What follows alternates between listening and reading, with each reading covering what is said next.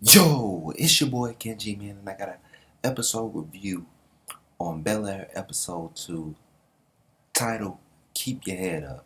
Now, in the last episode, we saw Will Smith getting into an altercation with Carlton about his ex-girlfriend. I forgot her name.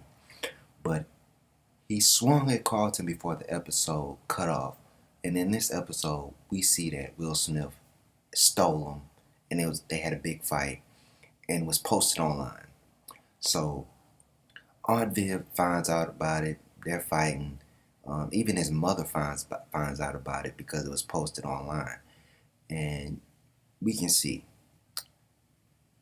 sometimes blood is not thicker than water. Like, come on, y'all. But hey, this is exactly how the Fresh Prince of Bel-Air started off. Carlton and Will didn't all, immediately start falling in love with each other and we're all cool. So in this episode, we see that next morning, Carlton doesn't want to take Will to school, so Aunt Viv gives Will the car so he can drive to school, and he calls his friend who was shot back in Philly, and lets him know, try to figure out how he's doing, but he's all good. He just got winged, and he goes into school. So this is a school episode, and when he goes into school, he's walking down the hallway, and in this white school monitor, I had to say white because there's about to be some racial issues going on, some liberal stuff, but hey, we can get through it, people. Can we? Yes, we can. Bob the Builder. So he starts antagonizing Will, and Will just starts running. And I'm telling you, people, that's not always a good idea to start running because you make yourself look guilty. Gotta learn how to conversate with people, man. But I get it. He's a young kid. Got scared. And he runs into like a school meeting that Carlton is having because he was trying to wonder because nobody was in the school. He's trying to figure out what's going on.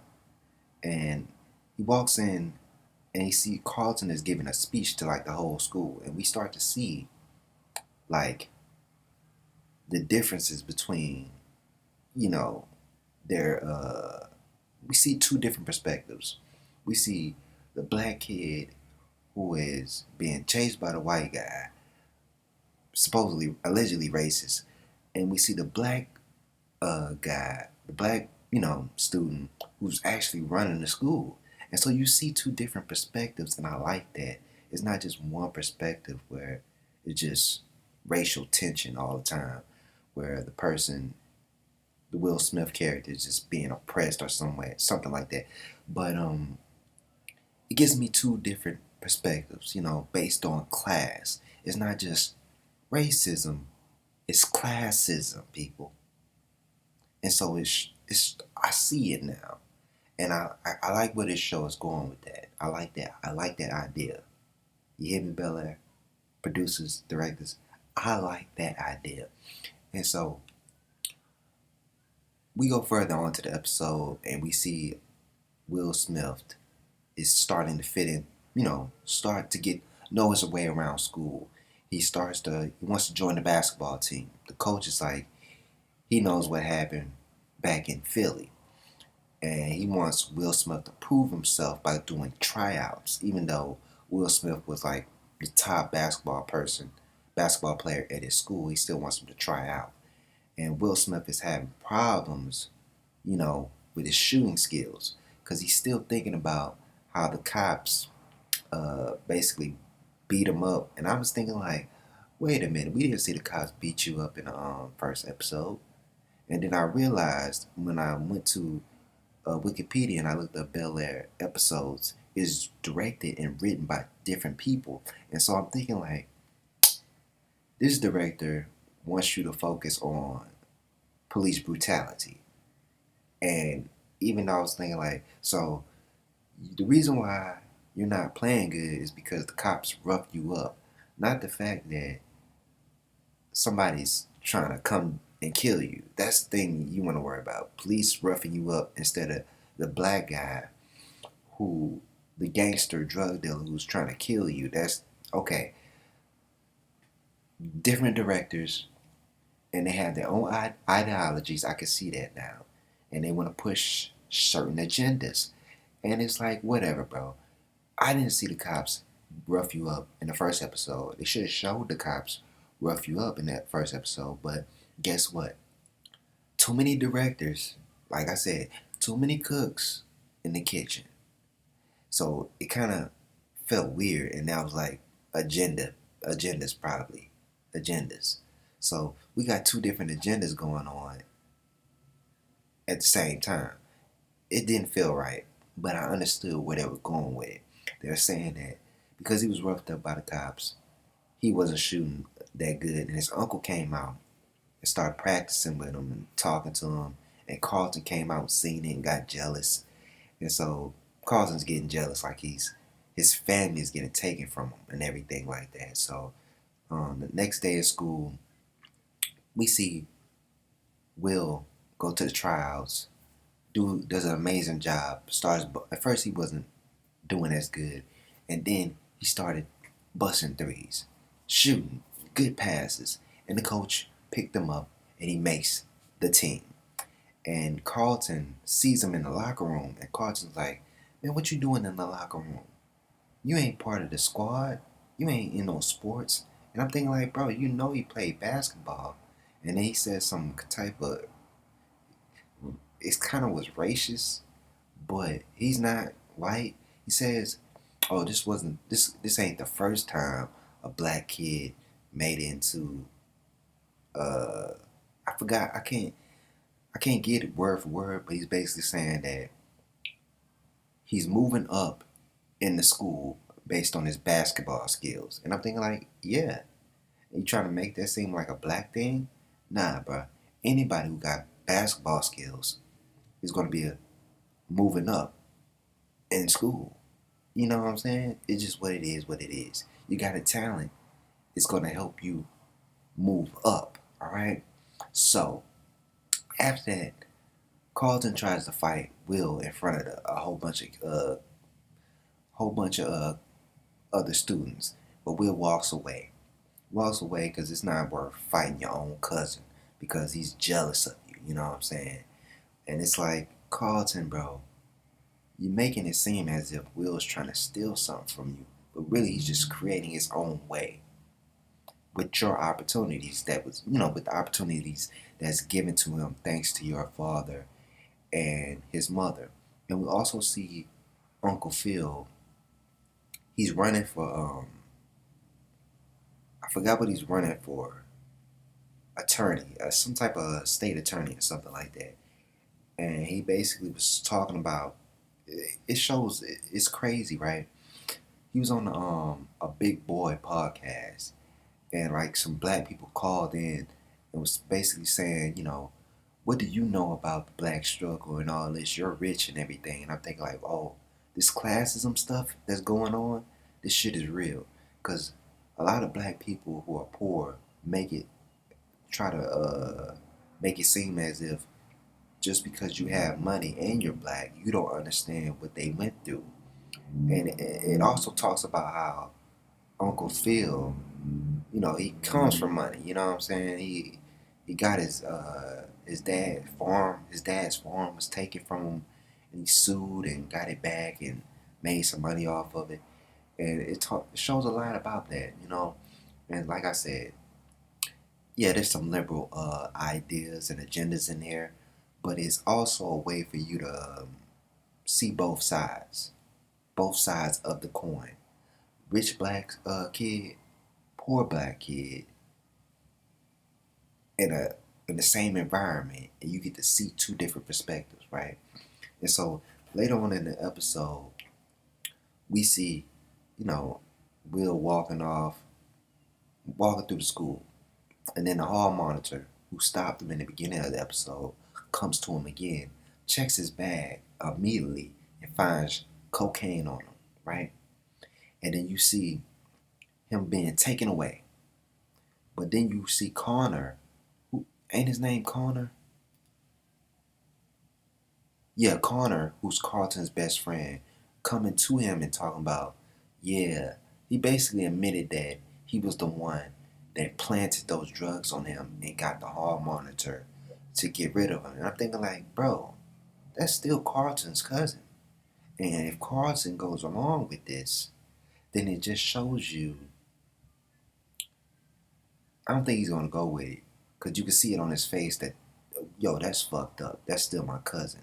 That's still my, you know, even if it wasn't your cousin, you gotta be like, come on, man. How you gonna do that to the other black guy in school? Come on, man. How I know you ain't gonna do that to me? And I don't think it was some racial thing. I just think that that's payback for what Will did to him when he beat him up in the last episode. So they already have, you know, their little beef going on. And so, like I said, man, yeah, this show has liberal ideas. And it's also showing you different perspectives based on classism, but a little bit of racism. And it's showing you the difference. And it's the same thing that happened in Fresh Prince of Bel-Air. But, you know, Fresh Prince of Bel-Air had it was more comedy relief than this show is. It's more dramatic. It's more in depth of what it's doing, and I like it, man. I like it because it's not just full blown leftist agenda shit going on. It's actually using that to build upon something else. But one thing I know that's gonna mess this show up is that you got too many cooks in the kitchen. You got too many directors. And when I seen that they were trying to use that whole idea of Will being roughed up by the police, even though we didn't see it, because I didn't feel it, because Will Smith started having like a whole speech and everything. He was talking about, man, you'll never know how I feel. He was basically talking about police brutality and how cops roughed him up and everything. I was thinking like, I don't feel it because I didn't see it. You didn't show it in the first episode. So it seems to me that you didn't plan to do this. I probably would have felt it if, you know, I seen the cop like, oh, motherfucker, and called him a nigga or some shit. I probably would have felt it, but I didn't feel it. It just felt like it was placed there because the director wanted to place it there because the director had a certain agenda that they wanted to, you know, police brutality, you know, what left wing, that's more of a left wing thing. Right wing people don't even think police brutality exists. It's just how it is. I'm not part of the left or the right. I'm just giving you my perspective on how I see this. Because at the end of the day, you pick either side, it's like you're ignoring both worlds. And we want to be able to see both perspectives. And this is what this show is showing. It's showing both perspectives. I'm a libertarian, by the way. I'm like, y'all can argue. I just want the government to get out of my face. Get out of my face. And stop trying to put all these politics on me. I don't want to have these political views that are always slanted either left or right. I just want to see people's perspectives and try to understand where you're coming from and try to find a fine line to draw so we can both get to a common answer to our questions. Some people don't want to have that conversation. Mostly left-wing people. They don't. They're the reason why a lot of these movies are not good anymore. Like Disney and Star Wars. It's y'all left-wing people, because right-wing people don't have no control over Hollywood. None. Left-wing, they're the ones doing it. So that's why I'm saying you're seeing more left-wing stuff in this show than anything else. So it is what it is. But, you know, some people gonna come in here and just try to classify me as whatever. I don't want to join your war, your battle. It seems pointless. It's just a never-ending argument when people are not listening to each other. And you got one side trying to listen, the other side just don't want to listen. And then after a while, the other side's gonna be like, fuck it. Why even have a conversation with you if you ain't gonna listen? I'm not gonna listen to you either. So that's what happens. We got to stop doing that, people.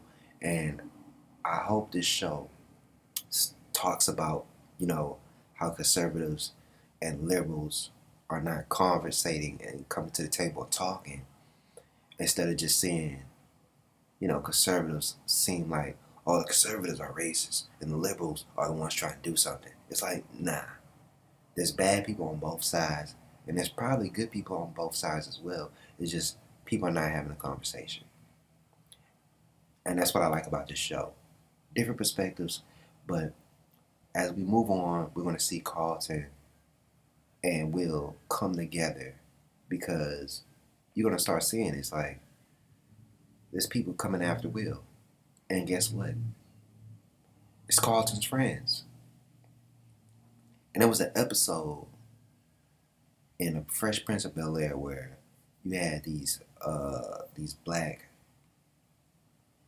power group that was telling Carlton he wasn't black enough. And I always liked that episode because it was showing you that even in both worlds, there's people that are bad and there's people that are good. Even though you got two different ideologies, so there's bad and good on both sides. And that's what you got to understand. We got to learn how to disagree. But at the same time, we ain't got to be hateful. You feel me? We ain't got to be hateful. So, can't wait to watch the next episode. I know episode 3, 4, 5 are already out. So, you know, let me catch up, people. It's your boy Kenji. Subscribe, comment, like, share. Do all the thug dizzle. I'm out.